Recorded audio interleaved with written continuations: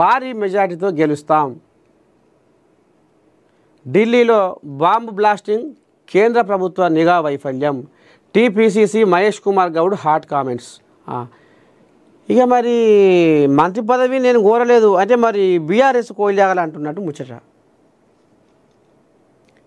PCC paper Mahesh Kumar Goud మంత్రి పదవి కోరుతుండు. ఏకంగా చిన్న ముఖ్యమంత్రి కావాలని ఆయన గుండెలో ఉందో.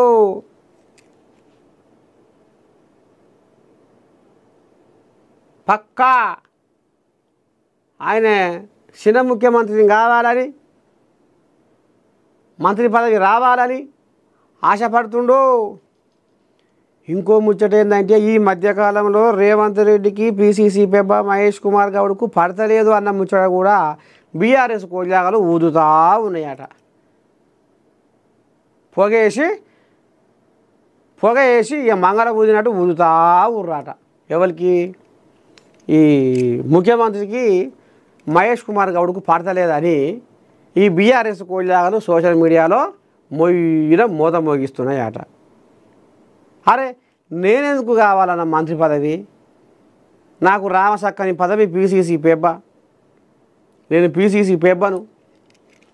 నాకు మంత్రులు సహకరిస్తున్నారు, ముఖ్యమంత్రి సహకరిస్తుండు, ఏఐసిసి ఢిల్లీలో ఉన్న అధిష్టానం కూడా పెద్ద ముత్తైదులు కూడా నాకు సహకరిస్తున్నారు. నాకు ఎవరితోటి ఏ పంచాయతీ లేదు, ఏ కొట్లాట లేదు, అందరితో నేను మంచిగా ఉన్నా, సాఫ్ సీదాగా ఉన్నా. బీఆర్ఎస్ వాళ్ళు ఎందుకు ముఖ్యమంత్రికి పీసీసీ పేపర్కు షెడ్డదే అని ఎందుకు మా ఉసురు వంచుకుంటున్నారు, మమ్మల్ని బదనాం చేస్తున్నారు అని ఇప్పుడు ఆయన ఆంబాయ వెళ్ళబోసుకుంటున్నాడు. ఇక ఇంట్లోనే ఇంకో మాట అన్నాడు, బాంబులు బాంబులు బాంబులు. మరి గతకాలం వచ్చి గాడగాడ బాంబులు వేరుస్తుంటే మరి కేంద్ర ప్రభుత్వం ఏం చేస్తుంది? బీజేపీ వాళ్ళ కళ్ళు మూసుకుపోతున్నాయా? వాళ్ళ వైఫల్యమే ఈ బాంబుల దాడికి కారణమని అదో ముచ్చట ముంగట వేస్తుండు పీసీసీ పేపర్. ఇక ఇది కథ. 3 పార్టీల్లో టెన్షన్. ఎగ్జిట్ పోల్స్కు నాడి చిక్కిందా? ఎగ్జిట్ పోల్స్ అనుకూలంగా ఉన్న కాంగ్రెస్లో టెన్షన్.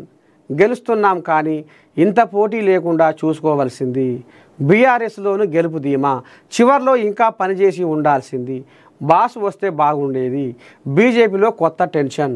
పాత ఓట్లు నిలుస్తాయా? డిపాజిట్ గల్లంతైతే పరిణామాలేంటి? రేపే కౌంటింగ్. ఇక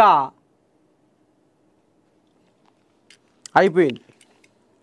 జూబ్లీ హిల్స్లో నవీన్ యాదవ్ గెలుపు అయిపోయినట్టే.